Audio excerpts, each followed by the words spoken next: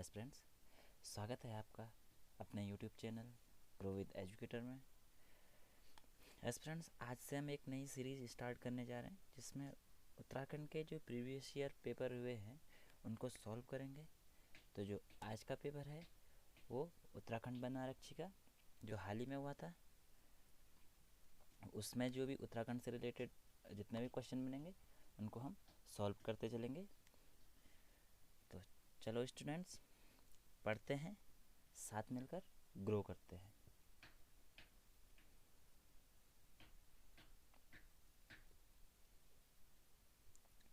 Aspirants, पहला question है which place has been developed as a sanctuary for the protection of rare wild animals in Uttarakhand. Uttarakhand में दुर्लभ प्राणियों की सुरक्षा हेतु किस स्थान को अभ्यारण्य के रूप में विकसित किया गया? तो इसमें ऑप्शन दिए गए हैं विंसर, ताड़ी खेत, शीतला खेत और रानी खेत। तो इनमें सही आंसर है आपका विंसर। तो विंसर को क्या किया गया, जो दुर्लभ प्रकार की प्राणी थे, जो भी प्राणी हैं दुर्लभ प्रकार के, तो उनके संरक्षण के लिए विंसर को विकसित किया गया। तो इसकी स्थापना वर्ष 1988 में की गई। यह अल्मोड़ा जिले में स्थित है। जो इसका क्षेत्रफल है वो 45.59 वर्ग किलोमीटर में फैला हुआ है। तो यह वन्य जीव अभ्यारण्य दुर्लभ पक्षियों और फूलों का संरक्षण करता है। इसके बारे में अन्य महत्वपूर्ण तथ्य देखते हैं। रानीखेत में विंसर महादेव मंदिर है। तो विंसर महादेव मंदिर इस क्षेत्र का महत्वपूर्ण मंदिर है, एक प्रमुख मंदिर है।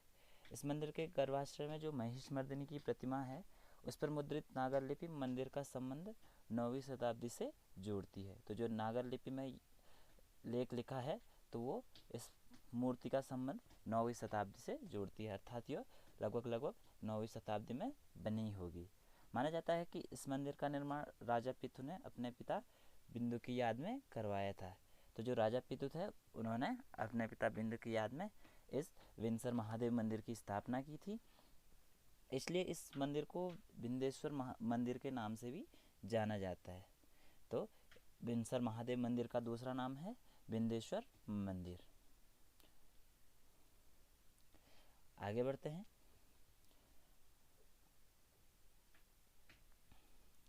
अगला प्रश्न है टिहरी राज्य प्रजामंडल वॉज इस्टेब्लिश्ड। तो टिहरी राज्य में प्रजामंडल की स्थापना हुई थी। ऑप्शन ए है टिहरी में, option B Dehradun, option C Narendra Nagar, option D उपयुक्त में से कोई नहीं। तो जो सही आंसर है वो टिहरी राज्य में जो प्रजामंडल की स्थापना की गई थी वो देहरादून में की गई थी। अब देखते हैं प्रजामंडल के बारे में। तो 23 जनवरी 1939 को श्रीदेव सुमन ने देहरादून में प्रजामंडल की स्थापना की थी।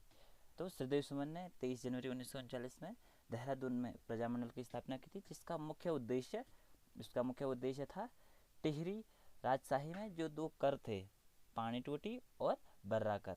तो ये पौनी टोटी है और ये बर्रा कर जो है उनको समाप्त करना था। जो पौनी टोटी कर था ये कर आयात निर्यात पे लगने वाला कर था, और जो बर्रा कर था वो भू राजस्व की व्यवस्था को देखने के लिए लिया जाता था। बाद में राजद्रोह के मुकदमे में सुमन को जेल भेज दिया गया। इसी दौरान श्रीदेव सुमन ने आमरण अनशन किया और आमरण अनशन के 84 दिन बाद 25 जुलाई 1944 को वे पंचतत्व में विलीन हो गए। तो 25 जुलाई 1944 में श्रीदेव सुमन वीर गति को प्राप्त हो गए थे। इसके बाद प्रतिवर्ष 25 जुलाई को श्रीदेव सुमन की स्मृति में या उनकी याद में वृक्षारोपण दिवस भी मनाया जाता है। तो यह वृक्षारोपण दिवस प्रत्येक वर्ष 25 जुलाई को मनाया जाता है। इसके बाद श्रीदेव सुमन ने एक और संगठन की नींव डाली थी जिसका नाम है गणदेश सेवा संघ। तो श्रीदेव सुमन ने 1936 में अंग्रेजों की जो सत्ता थी उसके खिलाफ गणदेश सेवा संघ की स्थापना की थी, जिसका नाम आगे चलकर हिमालयन सेवा संघ रखा गया है। तो जो गणदेश सेवा संघ है उसी का दूसरा नाम या आगे उसका नाम परिवर्तित किया गया हिमालयन सेवा संघ में। श्री भक्त दर्शन जी ने श्रीदेव सुमन की याद में या उन पे श्रीदेव सुमन स्मृति ग्रंथ की रचना की, और साथ ही में भक्त दर्शन जी की एक दूसरी किताब है जिसको गढ़वाल के दिवंगत विभूतियों के नाम से प्रकाशित किया गया। तो ये दो श्री भक्त दर्शन जी की महत्वपूर्ण कृतियाँ हैं या उनके किताबें या उपन्यास हैं। इसमें ऑप्शन आया था नरेंद्र नगर। तो नरेंद्र नगर क्या है? नरेंद्र नगर उत्तराखंड में सर्वाधिक वर्षा वाला क्षेत्र है। तो ये भी क्वेश्चन बनता है कि उत्तराखंड में सर्वाधिक वर्षा वाला क्षेत्र कौन सा है? तो ये टिहरी में ही स्थित है नरेंद्र नगर। आई होप यहाँ तक आपको समझ में आया होगा। आगे बढ़ते हैं।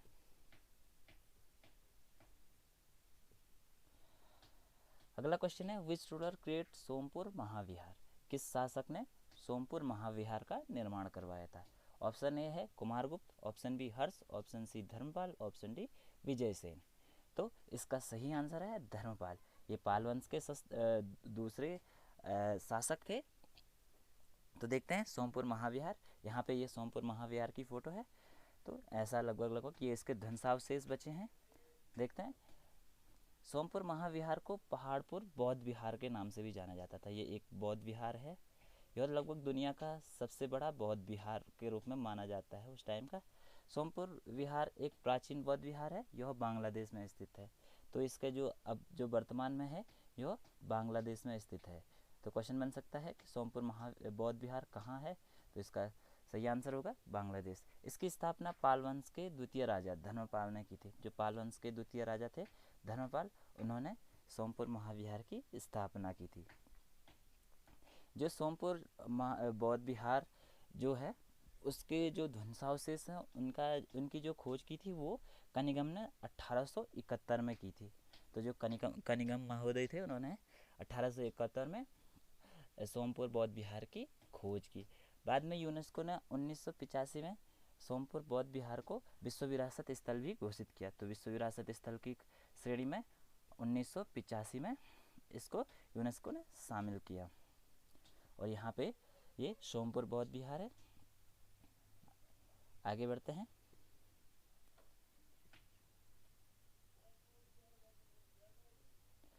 अगला क्वेश्चन है the state butterfly of Uttarakhand is, यह उत्तराखंड की राज्य तितली है।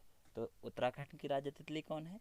Option A common peacock, option B common butterfly, option C common lotus, option D common rose. तो इसका सही आंसर है कॉमन पिकॉक। जो कॉमन पिकॉक है ये यहाँ पे इसकी फ़ोटो है।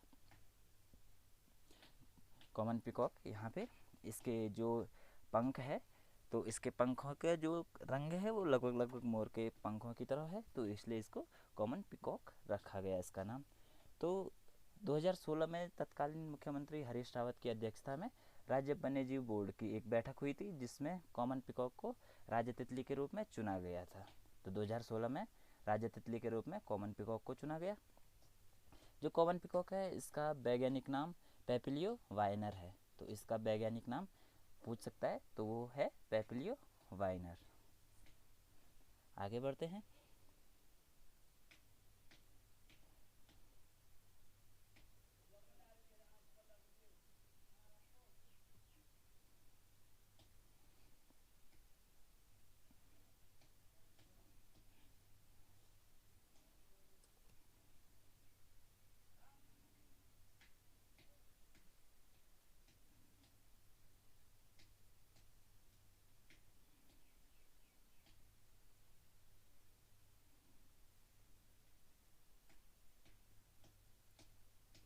तो आगे बढ़ते हैं।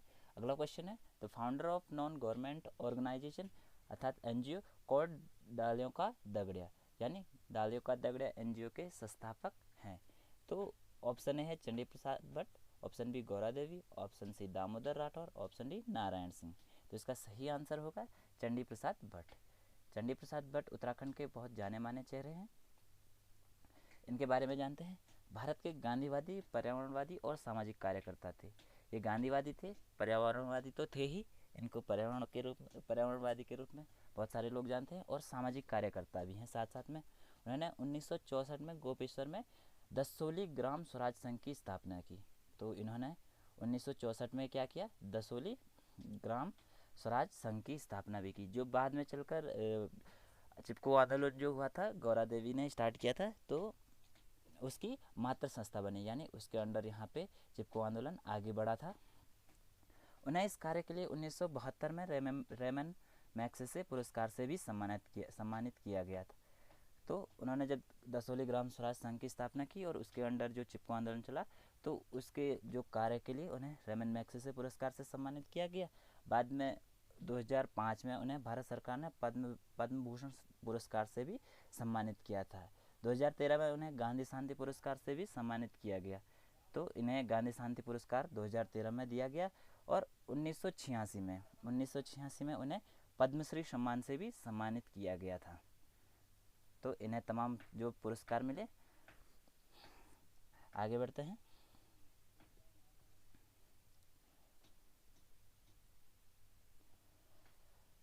अगला क्वेश्चन है मौलाराम्स पेंटिंग इज फेमस फॉर, यानी मौलाराम की चित्रकला प्रसिद्ध है कौन सी शैली में है? कांगड़ा शैली में, बसोली शैली में, गोलर शैली में या गढ़वाल शैली में? तो इसका सही आंसर है गढ़वाल चित्रकला शैली या गढ़वाल शैली। तो देखते हैं मौलाराम के बारे में। मौलाराम हिंदी के प्रसिद्ध कवि और चित्रकार थे। ये चित्रकार होने के साथ साथ कवि भी थे। इन्होंने कई कृतियाँ लिखी हैं। मई 1658 में जब दारा सिकोह का पुत्र सुलेमान सिकोह औरंगजेब के डर से गढ़वाल आया था, तब उसके साथ दो चित्रकार भी यहाँ आए थे। वो दो चित्रकार थे कुंवर श्यामदास, और कुंवर श्यामदास के पुत्र हरदास। हरदास के पुत्र हीरालाल थे और हीरालाल के पुत्र मंगतराम, जो मंगतराम के ही पुत्र मौलाराम थे। तो ये यहाँ पे इनके पूर्वज यहाँ पे सुलेमान सिकोह के साथ गढ़वाल आए थे। मौलाराम ने हिंदी के पद्य में गढ़वाल राजवंश का इतिहास नामक पुस्तक लिखी थी। तो इन्होंने हिंदी के जो पद्य थे उनमें गढ़वाल राजवंश का इतिहास नामक पुस्तक लिखी। उन्होंने अपने चित्रों के साथ कविताएं भी लिखी थी। उनके जो मनमंथ पंथ एक ग्रंथ लिखा था मौलाराम ने। तो उनसे यह सिद्ध होता है कि वे संतों, नाथों और सिद्धों से भी प्रभावित थे। तो वो क्या थे? संतों, नाथों और सिद्धों से काफ़ी प्रभावित थे। मौलाराम के जो 7 हस्तलिखित काव्य ग्रंथ अभी भी उपलब्ध हैं। इनकी पारिवारिक जो पेशा था वो सुनार था। काफ़ी कन्फ्यूजन होता है यहाँ पे कि पारिवारिक पेशा सुनार था और ये क्या थे? चित्रकला में पारंगत थे। तो इनको ज़्यादातर लोग चित्रकारी के रूप में, यानी एक पेंटर के रूप में जानते हैं। परंतु जो इनका वो पारिवारिक पेशा था वो पहले से सोनार था, यानी ये स्वर्णकार थे। इनकी जो पुस्तक है गढ़वाल वंश का इतिहास, गढ़वाल राजवंश का इतिहास, ये इनकी सबसे प्रसिद्ध रचना है। ये काफ़ी बार पूछी जाती है कि किसने लिखी है गढ़वाल राजवंश का इतिहास। तो ये है मौलाराम तोमर की। इनके चित्रों का संग्रह आज भी बोस्टन म्यूजियम में संग्रहित है। तो इनका जो चित्र हैं वो कहाँ है? बोस्टन म्यूजियम में अभी भी संग्रहित किए गए हैं। जो मौलाराम के दो प्रिय शिष्य चैतू और माणुकू थे। तो ये क्या थे? मौलाराम के 2 शिष्य थे। ये बहुत ही प्रिय थे इनको। और जो मौलाराम के चित्रों को सबसे पहले बैरिस्टर मुकुंदी लाल ने दुनिया के सामने 1969 में रखा था। तो जो मौलाराम के चित्र थे वे पहले तक दुनिया के सामने नहीं थे, यानी लोगों के सामने लाने का काम बैरिस्टर मुकुंदी लाल ने किया। ये काफ़ी जाने पहचाने व्यक्ति थे उत्तराखंड के, यानी गढ़वाल के। और इन्होंने 1969 में मौलाराम के चित्रों को दुनिया के सामने लाने का प्रयास किया था। आगे बढ़ते हैं।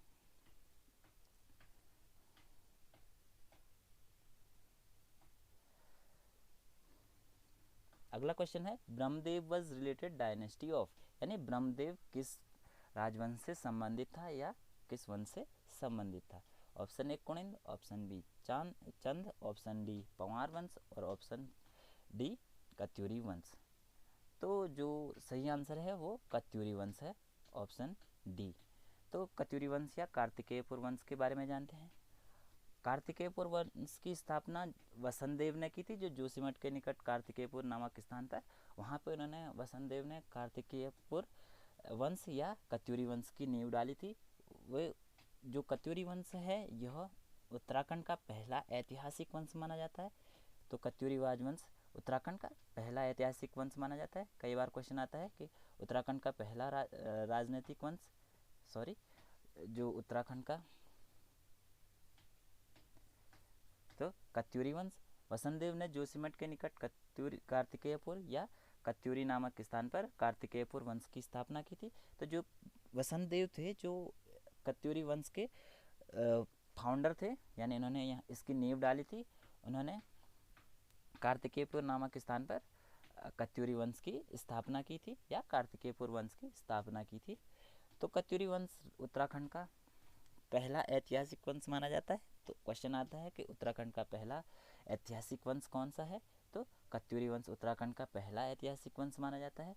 जोशीमठ के समीप जो नरसिंह मंदिर है, जो जोशीमठ में नरसिंह मंदिर है, उसका निर्माण भी कत्यूरी वंश के संस्थापक वसंत देव ने ही किया था। तो वसंत देव ने यहाँ पे वो नरसिंह मंदिर का निर्माण भी करवाया था।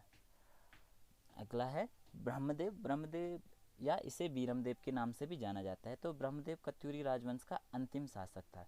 तो कत्यूरी राजवंश का अंतिम शासक कौन था, ब्रह्मदेव या बीरमदेव। ब्रह्मदेव को बीरमदेव नाम से भी जाना जाता था। कत्यूरी राजवंश की जो जो राजभाषा थी, यानी ऑफिशियल लैंग्वेज थी, वो संस्कृत थी, और जो आम बोलचाल की भाषा थी, जो लोकल लैंग्वेज थी, वो पाली भाषा में बात करते थे। तो जो राज्यसभा में बात होती थी तो वो संस्कृत थी, और जो आम बोलचाल की भाषा थी वो पाली भाषा में थी।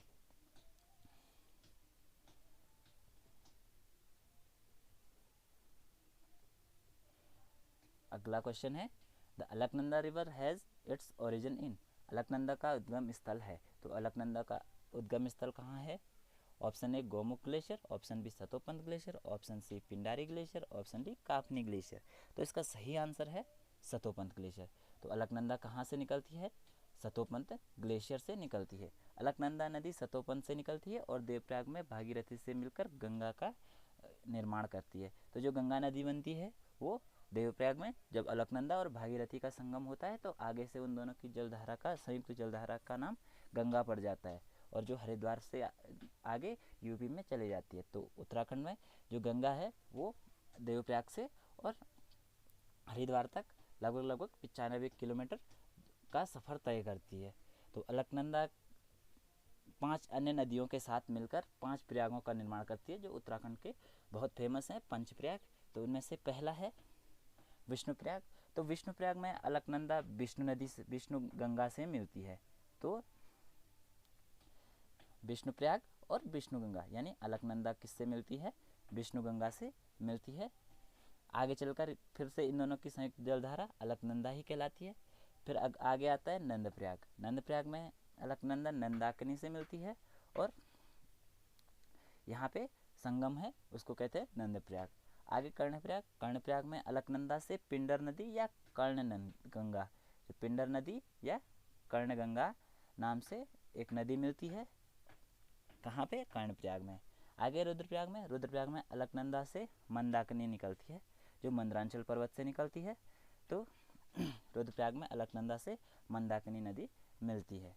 और अंत में देवप्रयाग में। देवप्रयाग में अलकनंदा से भागीरथी मिलती है, और यहाँ से गंगा का जो संयुक्त धारा है दोनों नदियों की, उसको गंगा कहते हैं। गंगा नदी उत्तराखंड में लगभग 95 किलोमीटर की दूरी तय करती है, और अंततः हरिद्वार से आगे यह उत्तर प्रदेश में चली जाती है। नोट है, गोमुख ग्लेशियर उत्तरकाशी से भागीरथी नदी निकलती है। जो भागीरथी नदी है वो गोमुख ग्लेशियर से निकलती है उत्तरकाशी में। फिर पिंडर ग्लेशियर से पिंडर नदी निकलती है, और काफनी ग्लेशियर जो है वह नंदा देवी पर्वत के दक्षिण पूर्व में। और दोस्तों यहाँ पे जो देवप्रयाग में अलकनंदा और भागीरथी का संगम होता है, तो अलकनंदा को बहू और भागीरथी को सास की संज्ञा दी गई है। तो यहाँ पे होता है सास बहू का संगम भी कहते हैं। तो अलकनंदा जो है वो बहू है, बहू की संज्ञा दी गई है उसे, और जो भागीरथी है उसको अलकनंदा को बहू की संज्ञा दी गई और भागीरथी को सास की संज्ञा दी गई है। आगे बढ़ते हैं। अंतिम क्वेश्चन है, a film for public awareness about earthquake in regional language of Uttarakhand is, यानी उत्तराखंड की प्रादेशिक भाषा में भूकंप के बारे में जन जागरूकता हेतु कौन सी फिल्म बनी थी। ऑप्शन ए है चक्रचाल, ऑप्शन बी डांडी काठी की गोद में, option C Kauthik, option D इनमें से कोई नहीं। तो जो सही आंसर है कि उत्तराखंड में जो भूकंप जोन है, बहुत ही अत्यंत संवेदनशील जोन है उत्तराखंड में भूकंप से, क्योंकि हिमालय जो नवनिर्मित पर्वत है, तो उसके कारण उत्तराखंड के भूकंप की संभावनाएं ज़्यादा रहती है, तो उसमें जो जन जागरूकता है उससे बनी फिल्म है डांडी काठी की गोद में। इस पे जो फिल्म बनी थी वो थी डांडी काठी की गोद में। इसमें एक नोट है, जो गढ़वाली भाषा में बनी पहली फिल्म थी वो थी जगवाल। तो जो गढ़वाली भाषा में सबसे पहले जगवाल नाम की एक फिल्म बनी थी, जिसका आशय होता है, जगवाल का अर्थ होता है एक लंबा इंतजार। और दूसरी है जो कुमाऊनी भाषा में बनी पहली फिल्म, ये थी मेघा आ। तो जो मेघा आ है ये कुमाऊनी भाषा की पहली फिल्म थी और जगवाल गढ़वाली भाषा की पहली फिल्म। धन्यवाद दोस्तों देख यहाँ तक आने के लिए। उम्मीद है आपको अच्छा लगा होगा। धन्यवाद।